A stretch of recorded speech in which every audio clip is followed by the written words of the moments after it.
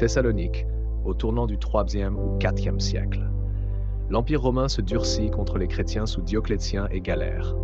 Au cœur de cette ville portuaire vibrante, un jeune homme se distingue, Démétrios. La tradition hésite sur sa fonction, soldat, officier municipal ou diacre, mais converge sur l'essentiel. Un disciple du Christ, public, courageux, qui refuse les compromis lorsque la foi est en jeu. C'est de là que vient son titre vénéré en Orient, mégalomartyr, le grand martyr.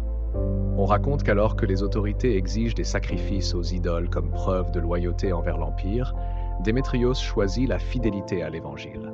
Arrêté, il est conduit dans une prison souterraine, sombre et humide, mais sa cellule devient un sanctuaire. Des témoins le voient prier avec une paix désarmante, comme si les murs suintants s'ouvraient sur la lumière du royaume.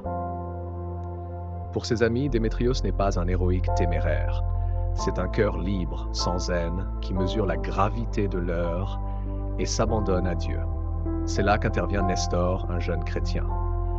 La ville est fascinée par les jeux publics où un champion païen, Liaios, terrasse ses adversaires. Nestor vient trouver Démétrios en prison. Il ne cherche pas la gloire, il cherche un signe pour le peuple. Démétrios le bénit au nom du Christ. Nestor entre dans l'arène, invoque Dieu et, contre toute attente, l'emporte. L'émeute gronde. Les autorités furieuses condamnent Nestor à mort et décident d'en finir aussi avec Démétrios, coupable à leurs yeux d'avoir inspiré la défiance.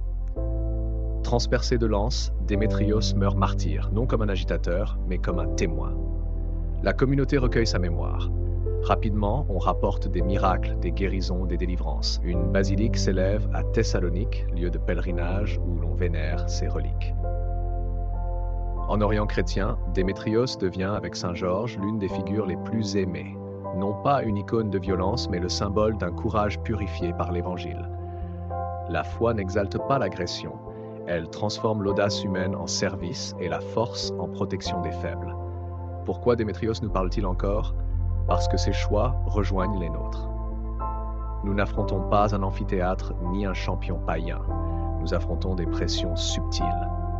Réussir à tout prix, lisser nos convictions pour plaire, relativiser ce qui nous fonde. Démétrios rappelle qu'une liberté intérieure est possible. Affirmer sa foi sans arrogance, agir sans haine, préférer la fidélité à l'opportunité. Son amitié avec Nestor montre aussi la dynamique chrétienne. Bénir ce qui est juste, soutenir les jeunes qui se lèvent, transformer l'espace public non par la domination, mais par le témoignage.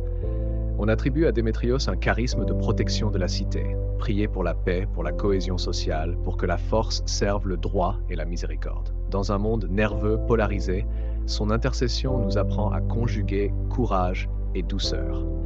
Le courage qui refuse les idoles, celle de l'image, du bruit, de la performance, et la douceur qui laisse Dieu être Dieu. Aujourd'hui, si tu entends son histoire, pose-toi 3 questions simples. 1. Quelles idoles me retiennent ? Qu'est-ce que je sacrifie au regard des autres ? 2. Qui est mon Nestor ? Quel jeune, quelle personne vulnérable puis-je bénir, encourager, soutenir ? 3. Où est mon arène ? Famille, travail, communauté. Comment y porter une présence de paix, ferme et humble ? Que Saint Démétrios nous obtienne la liberté du cœur, la force d'aimer jusqu'au bout et la joie d'être témoin du Christ, ici et maintenant.